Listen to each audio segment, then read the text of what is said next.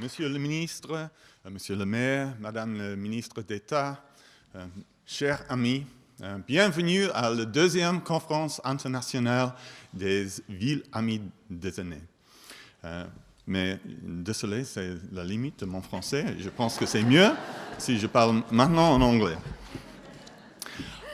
I'm staying at the Lowe's Hotel, and this morning when I had breakfast, I went to the top floor of the hotel, and they have one of those rotating restaurants. And I sat at 7 o'clock looking out across the whole of Quebec. What a magnificent city. Yeah, that's good. And it also gave me great pride to think that this is one of the 145 cities around the world that are members of the WHO Global Network of Age-Friendly Cities. It is a wonderful thing, and the commitment of Quebec, not just to this conference, but to their older population, is truly remarkable. But I think it's special that we meet here, not just because of the commitment of Quebec. I think in many ways, the Global Network of Age-Friendly Cities has its roots here in Canada, and particularly in Quebec. As you've heard, when the idea first arose of an age-friendly city from my predecessor, Alex Kalache, it was the Public Health Agency of Canada which provided resources and Louise Plouffe to ensure that that idea could become something tangible. And it was also the Public Health Agency of Canada that allowed us to review through Verena Manek how sustainable that initiative was. And when we look back after the initial burst of enthusiasm, one of the things that concerned us was that so few of the participating cities in the early stages were still doing something about their older people. In fact, of the original 33 cities, only 5 were still doing something several years later.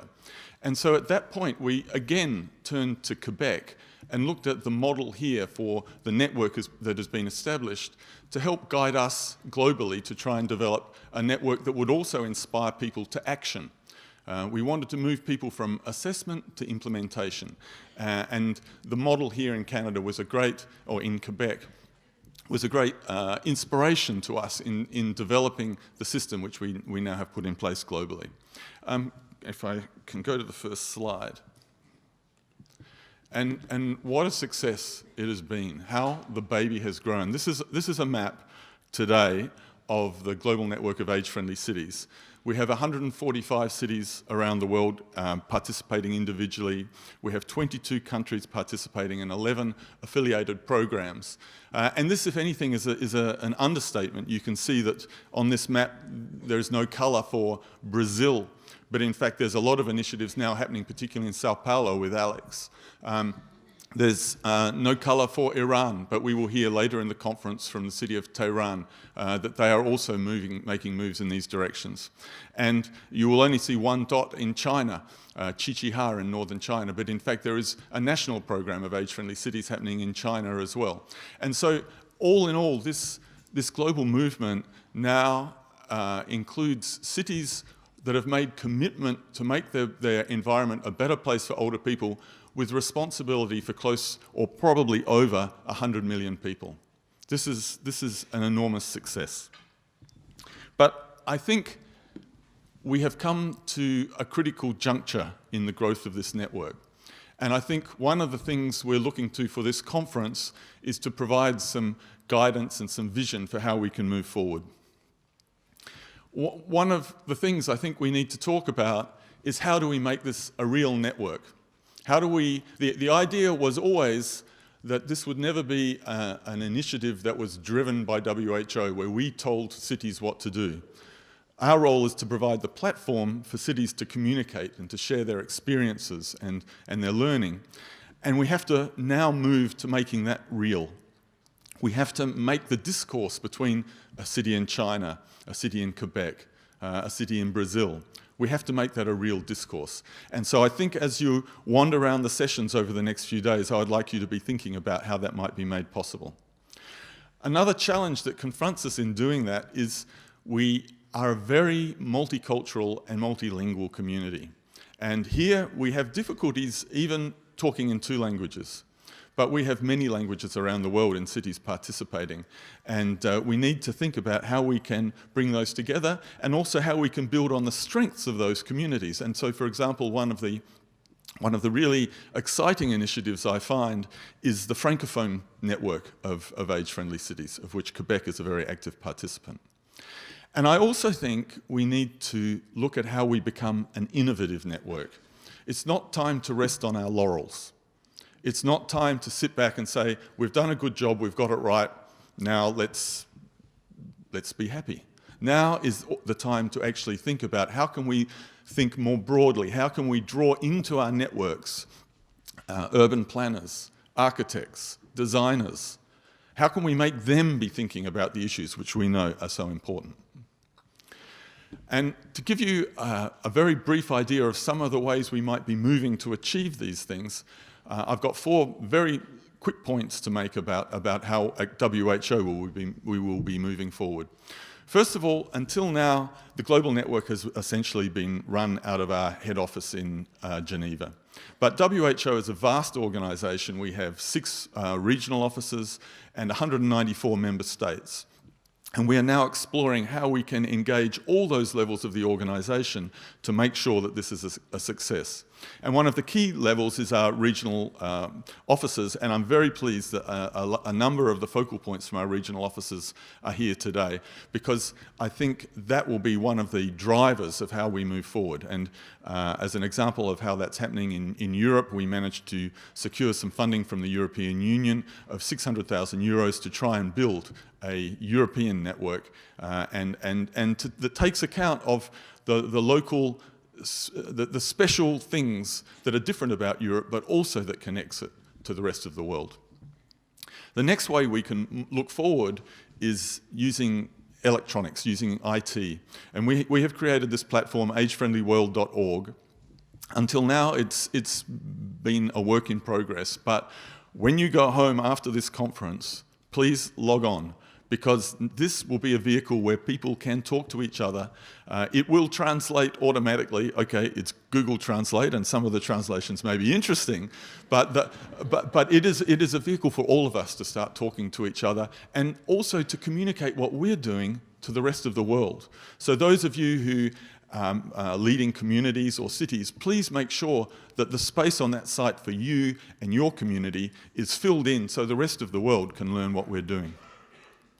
Thirdly, we have always thought that the way to stimulate innovation is through building communities of practice. Again, it's not something that WHO can tell the world what to do, but there's so much experience, so much innovation, so much vision out in the different cities and communities. We want to pull them together in using the idea of a community of practice, where we might have 10 or 15 people from around the world focusing on a particular issue and trying to come up with some models of how it can move forward. And we have had 2 so far that have been successful, one focusing on rural and remote communities that was based here in Canada, and another one looking now at indicators for age-friendly cities.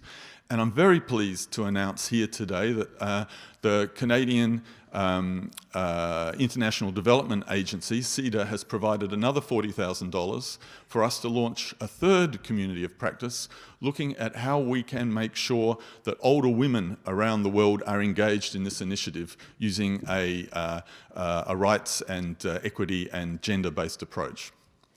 And the final thing that I think in terms of tomorrow, which we should be thinking about today, is we have moved now from a fantastic conference in Dublin, and I'd like to acknowledge that success and Anne Connolly in moving that forward, to what is clearly going to be a fantastic conference here in Quebec. But where do we move next? Where is the next conference? And finally, I'd like to leave you with 4 points, slightly more conceptual, to think about over the next 4 days. The first one is about diversity, and diversity is something that permeates everything we do in ageing and everything we do within this network. It's the diversity of older people. On the one hand, you can have a very fit, healthy 75-year-old who can participate in almost anything they want, but you may have a 65-year-old who's much more limited in their capacity to participate. How do we ensure that we provide environments for all of those? but also how do we engage the diversity that's represented in this room? That map that Suzanne showed at the beginning. How can we ensure that we really add up to more than just the sum of those different cultures and different communities? The next point is how do we address equity? Because with that diversity comes gross inequities. Inequities, again, for individual older people who have the physical capacity, the educational capacity, the financial resources to be able to do the things they want, but also many, many older people who have none of the above. And how can we overcome that? What role does the age-friendly city have in achieving the victory over inequity? We also need to be thinking about sustainability. How do we make this movement sustainable? It's exploded beyond our dreams. When we first launched the network in New York, we had no idea it would be this big. And to some extent, we've just been chasing after it, trying to catch up the whole time. And the risk is that it grows so big, it will suddenly implode because we don't have underneath it the infrastructure and the platform that can make sure it can move forward. So how do we think about sustainability and making this something that will last into the middle of this century? And finally, how do we ensure empowerment? The empowerment of older people, because this isn't a movement that's about cities doing something to or for older people. It should be a movement that's about doing things with older people and enabling them to do things for themselves. And I think with those 4 themes, when you go into each of the sessions, I want you to be thinking about how do we make this a more age-friendly world? How do we move from where we are today? How can we bring in all the innovations, all the technological innovations, all the new thinking that is out there? How do we bring it all together into a tangible movement that's sustainable to the middle and hopefully beyond the middle of the 21st century? Thank you.